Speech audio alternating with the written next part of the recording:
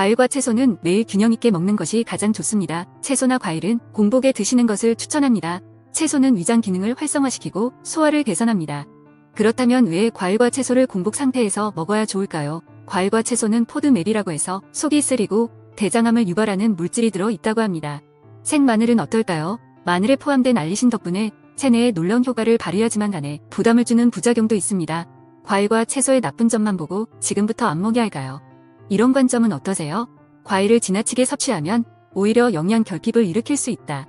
과일, 채소를 가공 처리해서 위의 부담을 줄이고 소화 흡수를 좋게 만들어 가공 처리 식품으로 대처해야 한다. 현재 많이 시판되고 있죠. 예를 들어 마늘의 경우 마늘 엑기스부터 마늘 주사까지 다양합니다. 그럼 이런 것은 몸에 이로울까요? 부작용이 없을까요? 한때 마늘 주사가 유행이었습니다. 하지만 지금은 거의 사라졌습니다. 왜 그럴까요? 부작용이 너무 심각하게 밝혀져서 한때 유행했다가 지금은 거의 사라졌습니다. 애석하게도 의료사업은 생계수단에 불과합니다. 몸에 좋다고 쉽게 의사 말만 듣고 주사를 맞거나 하시면 안 됩니다. 식품과 영양학적인 관점에서 모든 물질은 독소를 가지고 있습니다. 하지만 모든 음식이 독소를 가지고 있는 것은 아니며 독소가 치명적인 노출량을 초과할 때 문제가 발생합니다. 이러한 내용은 현대 과학에서 밝혀졌습니다.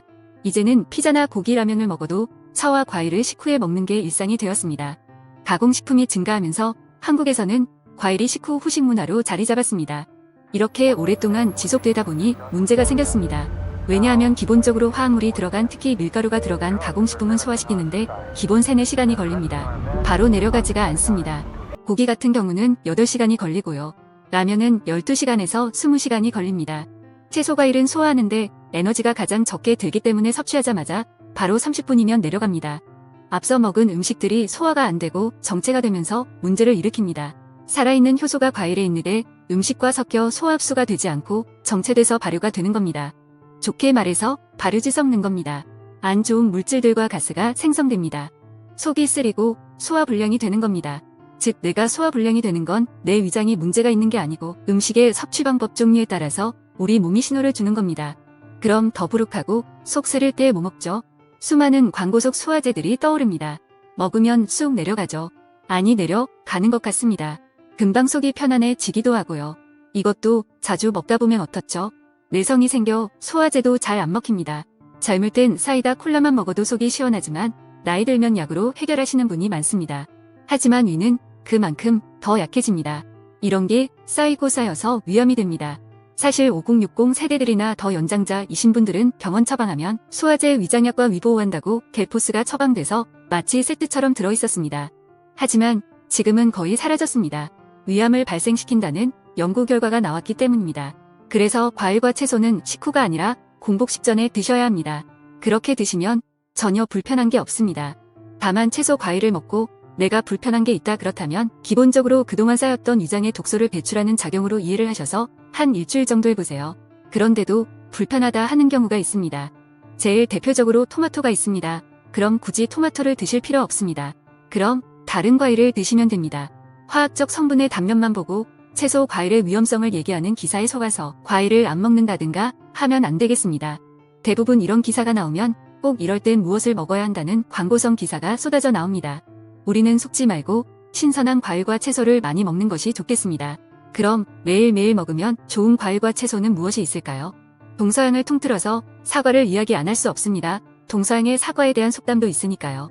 매일 아침 사과 안 하면 의사가 필요 없다. 아침에 먹는 사과는 금이다. 많이들 들어보셨을 겁니다.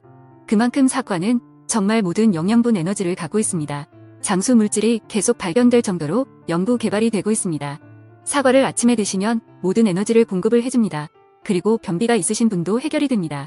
다만 사과를 빈속에 드셨을 때 두통이 오거나 속 쓰린 경우도 있습니다. 위장에 쌓여있는 독소 배출을 사과가 자극을 주기 때문에 생기는 겁니다. 나는 사과가 안 맞나 봐 생각하지 마시고요. 바나나로 먼저 한 일주일에서 2주일 정도 아침 공복에 위장을 순화시켜 주십시오. 충분히 일주일에서 2주일 정도 바나나로 식사를 대신하고 독소 배출을 한 다음 사과로 넘어가면 더 이상 그런 불편한 증상이 사라집니다. 우리나라는 건강보험이 너무 잘 되어 있어서 바로 병원 가는데 스스로 내 몸이 적응할 시간을 줘서 자체 치유 능력을 길러야 합니다. 건강보험은 공짜가 아닙니다. 우리나라가 정말 건강보험이 잘 되어 있는 것은 사실이지만 힘들게 벌어 꼬박꼬박 세금으로 내고 있고 매년 세금은 오르며 이것으로 의료사업 하시는 분들의 배를 불려주고 있다는 것도 인지해야 합니다. 약을 먹는 거 보조식품을 먹는데 길들여지지 말고 조금씩 식생활을 개선해 나가야 합니다. 다음은 양배추입니다. 양배추는 찌거나 데쳐서 쌈으로도 먹고 생으로 채를 썰어 샐러드 또는 양배추 김치도 담가서 먹기도 합니다. 물론 간이나 양념을 하는 것보다는 데치거나 생으로 먹는 것이 좋습니다. 일본 여행 가면 많이들 사오시는 것 중 하나가 양배추 관련된 가루나 캡슐 된 소화 관련된 건강식품들입니다. 양배추는 위장 기능을 활성화시켜주고 소화를 잘 시켜주는 것으로 잘 알려졌습니다. 양배추를 생으로 먹었을 때 역시 속이 쓰리다고 하시는 분들 많이 계십니다. 이런 경우는 식사와 함께 먹는 겁니다. 찌거나 데쳐서 쌈으로 먹거나 반찬으로 드셔도 좋습니다. 양배추 채 썬 거 한 주먹만큼 하루에 먹는다라고 생각하시면 됩니다. 그럼 포만감도 좋고 밥도 적게 먹을 수 있어서 체중 조절하실 때도 좋습니다. 양배추는 특히 고기 먹을 때에도 함께 먹으면 좋습니다. 고기만 먹지 말고 상추, 치거리, 깻잎, 마늘 등과 함께 먹어야 흡수도 빠르고 독소 배출에도 좋습니다. 이렇게 사과에 양배추를 생활화하시고 내 몸에도 적응이 됐다 하시면 그 다음 단계로 넘어가면 됩니다. ABC 주스 많이 들어보셨을 텐데요. 처음에는 사과, 바나나, 당근 정도 갈아서 드시면 좋습니다.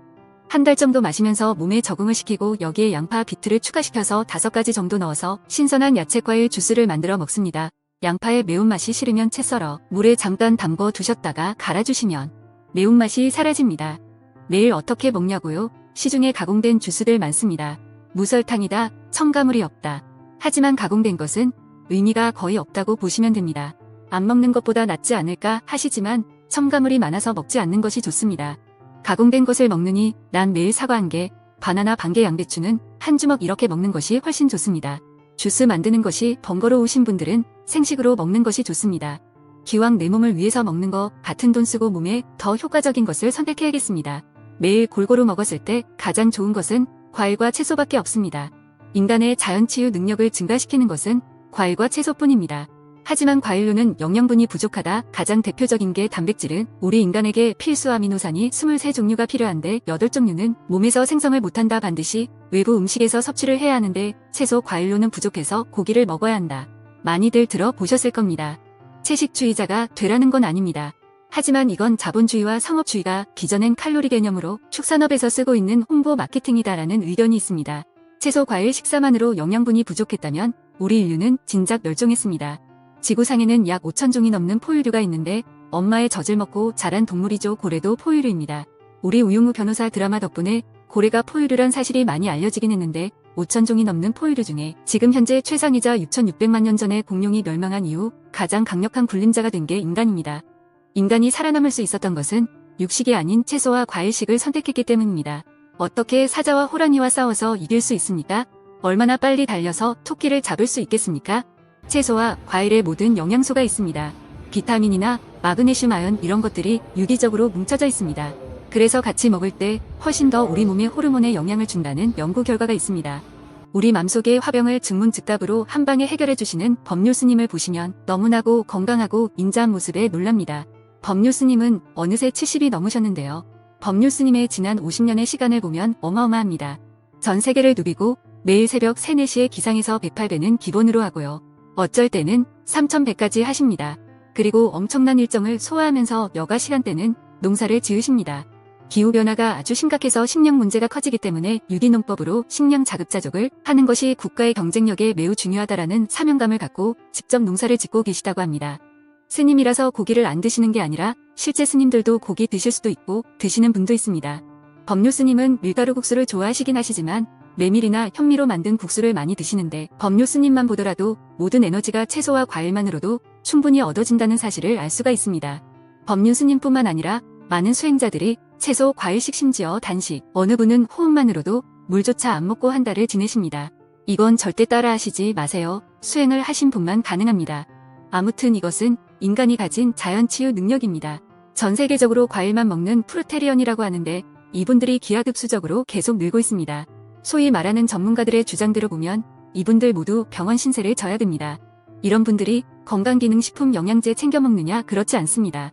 독소를 최소화하고 독소 배출을 원활히 해주는 채소와 과일로 인간의 질병을 예방하고 아팠을 때 자연치유가 될 수 있다는 걸 증명하는 겁니다. 현대사회에서 삼겹살, 치킨, 피자 절대 안 먹기는 어렵습니다. 다만 내 몸을 정화할 시간은 필요합니다. 일주일에 하루 정도는 몸에 독소를 배출할 수 있도록 과일과 채소만 먹겠다. 적응이 되면 이틀로 늘리고 한 달에 한 번만 치킨을 먹겠다. 나머지는 채식 위주의 가벼운 식사를 하겠다. 물론 제일 어렵죠. 하지만 내 건강을 위해 내 몸을 정화하고 자연 치유할 수 있도록 좋은 식습관을 가지도록 노력해야겠습니다.